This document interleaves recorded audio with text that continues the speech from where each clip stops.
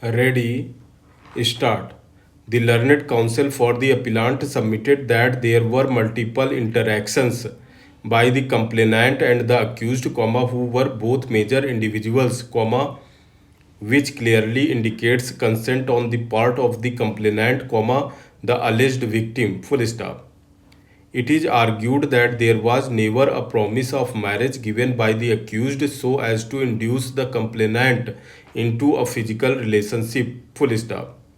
This is also not evident from the statements of the victim in the complaint that was given before the police, whereas consent is evident therefrom, full stop. There can be no prosecution lodged for rape based on the complaint, full stop.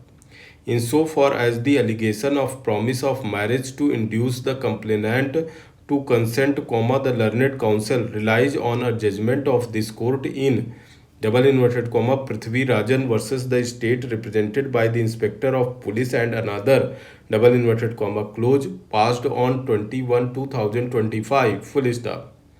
Learned standing counsel appearing for the state points out that there is no reason to interfere at this stage, especially since the statements given by the victim clearly indicates that she was coerced into a physical relationship, full stop.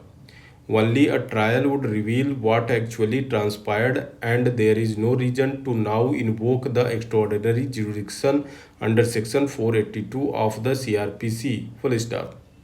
Learned counsel appearing for the victim, however, asserts that the victim has specifically alleged inducement on the promise of marriage, which brings it under Section 90 of the Indian Penal Code, being a consent on clear misrepresentation and misconception, full stop. The charge is of rape and cheating, the fraudulent inducement being evident from the promise which was not kept, full stop. The High Court had relied on a decision of this court and found that the victim and the accused were aged about 22 years, were close relatives, and the complaint given by the victim clearly indicates that the accused obtained a forced consent from her by giving a promise to marry her, full stop. It was also found that the victim had categorically stated that subsequently the accused had refused to marry her, full stop. Whether the accused had duped the victim to have sexual intercourse with him on the promise of marriage, was a matter of trial, held the learned sessions judge, full stop. The application hence, was dismissed, full stop.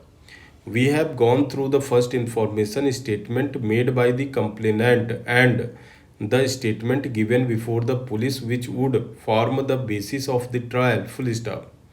Unless the ingredients of an offense under Section 376 of the IPC comes forth from these documents, which read together reveal identical statements, there cannot be any continuation of the prosecution, full stop. Even otherwise, it does not appear from the record that initial promise to marry allegedly made by the appellant was false to begin with, full stop. Perusal of FIR itself suggests that alleged promise to marry could not be fulfilled by the appellant due to intervening circumstances, full stop. Consequently, the relationship ended, because of which the present FIR came to be registered, full stop. Under these circumstances, letting the appellant face trial would be nothing short of an abuse of the process of the court, full stop.